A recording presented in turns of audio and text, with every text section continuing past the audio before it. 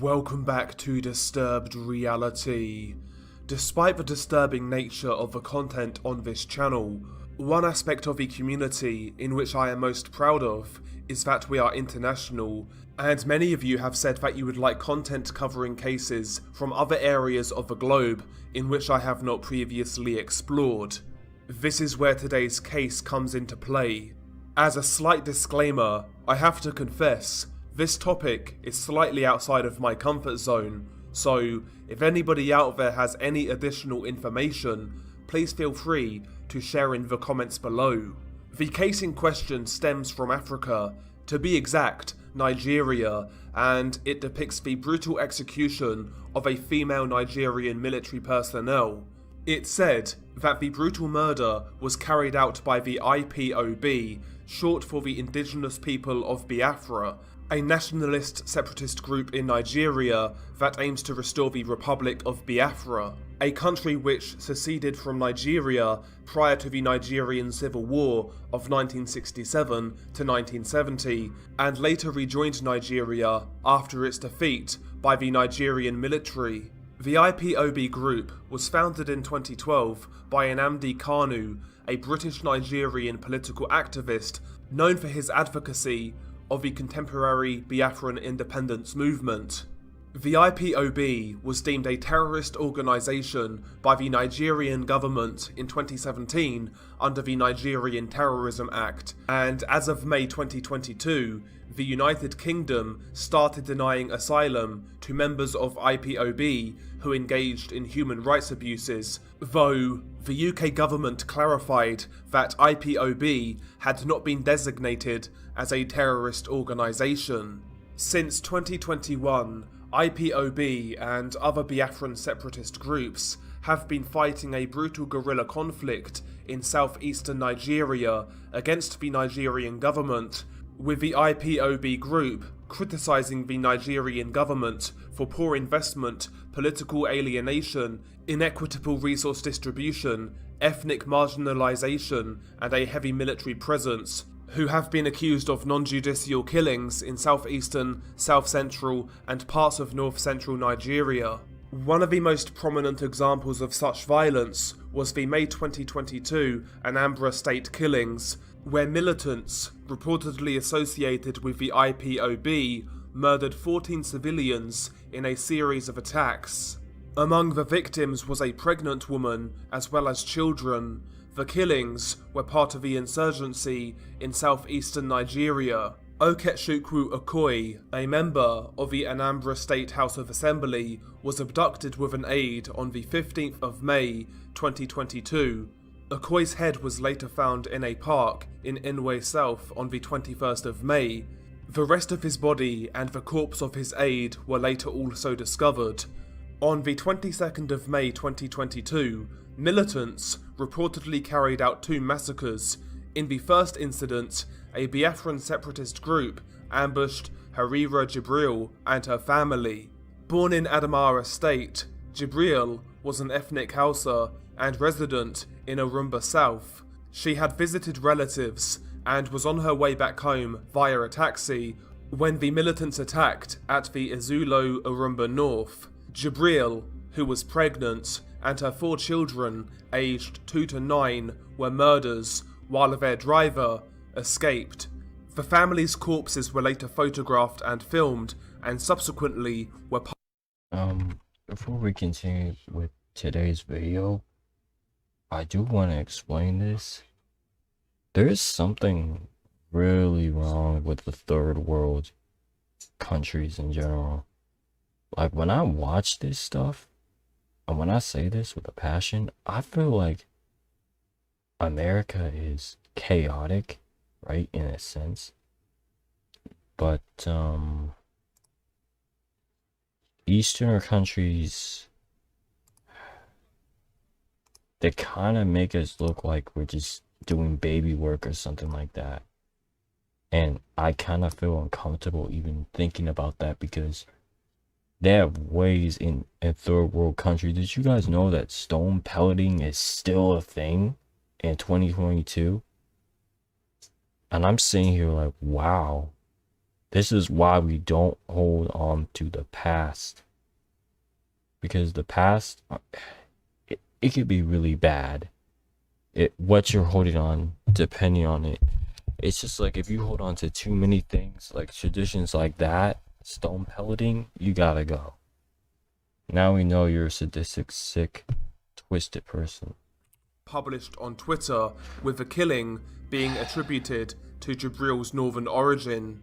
On the same day, 5 commercial motorcycle riders were murdered in Onocha, possibly due to refusing to comply with the IPOB's order for civilians to stay at home. The body of one of the murdered motorcyclists was burned by the attackers. In addition, a roadside salesman was also killed at Ananka. The motorcycle riders and the salesman were all of northern Nigerian origin. Some footage and photos of the ongoing conflict have been captured and have found their way online. The most brutal example being a video. If they found their way online, letting you all know, those types of videos find their way online, it means that someone wants to send a message. And when I say this, someone wants to send a message, someone wants to make it clear to you, a threat, intimidation. You guys already know the signs already. Video that surfaced in May of 2022 depicting the brutal execution of a female military member.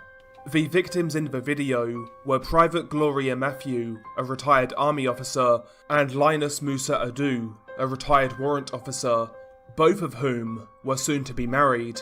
2 additional family members of Linus were also killed, believed to be his brothers. It's also said that the brothers were killed in front of Gloria's mother and her 10-year-old son. Damn. See what I talk about when third worlders, as I'm gonna call them, have a lot more of a sadistic mindset? Like when they want to kill someone, they do it in ways. They don't just straight up kill you, they just straight up do it in ways. That's how you know someone is mentally, not even mentally, ill. Illness, at that point, mental illness doesn't matter. At that point, you're just an evil person. That's it. And even you know it. But nevertheless, what happens in the actual video? As a quick disclaimer, I would strongly advise you not to search for this video as it's exceptionally graphic. The video is just under 3 minutes long. As it starts, you see the body of Linus, who is laying next to a shallow grave with his throat slit. 2 additional bodies lay in the grave, who are presumably Linus's brothers. It's said that prior to the recording, Gloria was beaten and raped by the separatists while they— Of course she was. I already know what he said, but of course she was. God. Just a horrible mindset equals just a completely evil person. You will never see Neusxanity go into a third world country. Nope. Keeping my doors closed. They made her soon-to-be husband watch. Gloria, who has been stripped naked, is laying next to her fiancé's body. It's clear that she has been severely beaten at the very least, as she's covered in bruises.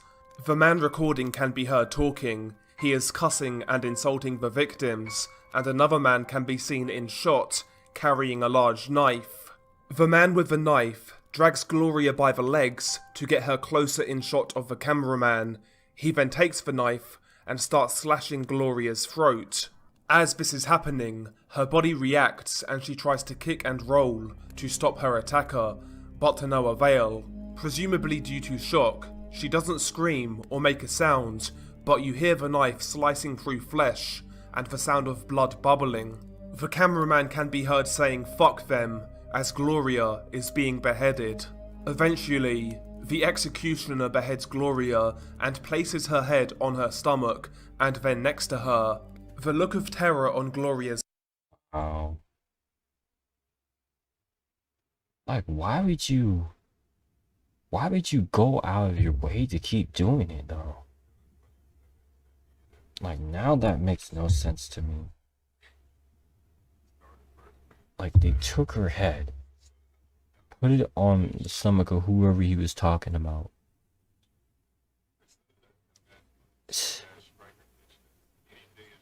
That's how you know that's just boring. That's just stupidly boring and horribly stupid of these people to really think you can go out your way and just kill and brutalize every human being you see. Now, someone like this is bound to turn on his own men. I'm not surprised if one of his own soldiers actually turns on him and starts working with the military in Nigeria just to destroy this threat or this terrorist group of people. His face. One more thing, I really am being serious though. I'm not surprised if a whole bunch of people start turning on them. Just don't come at me and be like, oh, they're having people turn on them already? I'm like, yeah, I already knew, man. Remained frozen even after she was decapitated. After the murder, the video gets even more graphic. The man who carried out the beheading takes the knife and starts slicing in the pubic area. After a few seconds, Ew.